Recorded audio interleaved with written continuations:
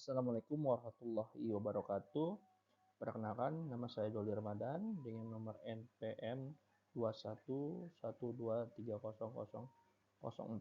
dengan dosen Dr. Insinyur Agus Purnomo MT Kino. Assignment tengah semester 2023 Program Manajemen Logistik, mata kuliah Sistem Logistik. Bikisan artikel Evaluation of the Effectiveness of the Logistic System.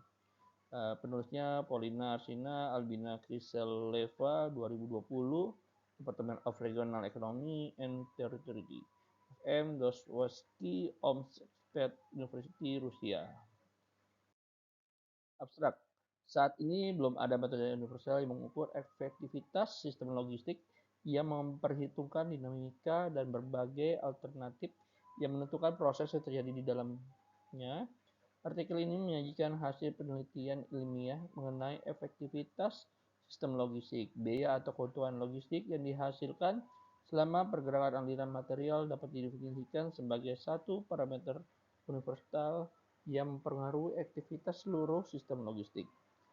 Analisis praktik logistik regional menunjukkan bahwa ada 5 indikator utama efektivitas sistem seperti biaya logistik agregat, tingkat kualitas layanan logistik, kinerja sistem bisnis secara keseluruhan, total durasi proses logistik di wilayah tersebut, sistem dan kualitas operasi logistik. Introduction.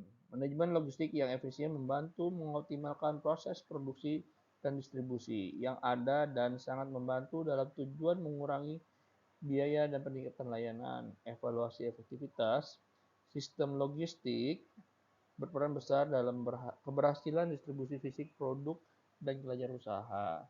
Tujuan dari penelitian ini adalah untuk mengidentifikasi efektivitas dan efisiensi logistik dan untuk menyelidiki bagaimana kedua komponen ini berpengaruh terhadap kinerja perusahaan di wilayah atau internasional dengan bisnis spesifikasinya. Metodologi yang digunakan dalam jurnal ini adalah literatur. Data-data yang dilakukan berupa transaksi transportasi di negara Rusia dalam tahun 2018-2019 dan data pengangkut barang dari 2015 sampai 2017. Riset.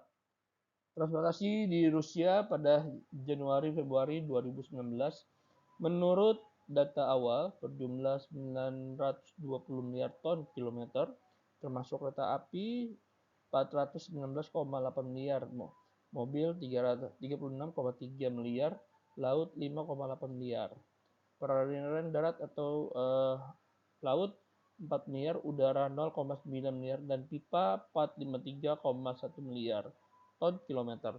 Dengan demikian, transportasi pipa dan kereta api menjadi prioritas dan jenis pengembangan transportasi yang lebih efektif di Rusia. Hal ini disebabkan oleh ukuran dan panjang negara, perbatasan, dan struktur logistiknya. Selain itu, moda transportasi kereta api, udara, dan mobil lebih cocok untuk mengoperasikan sistem logistik efektif dan kepuasan pelanggan serta respon cepat terhadap kebutuhan mereka. Meningkatkan dinamika pergantian transportasi dapat dicatat di Rusia pada setiap kuartal tahun 2018 dan pada awal tahun 2018.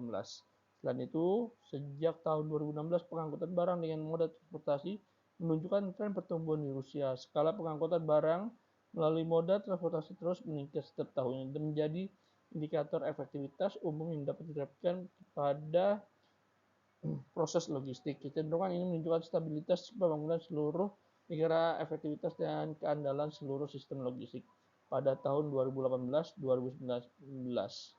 Yang penting untuk kinerja sistem bisnis secara keseluruhan, total durasi proses logistik dan sistem dan kualitas operasi logistik.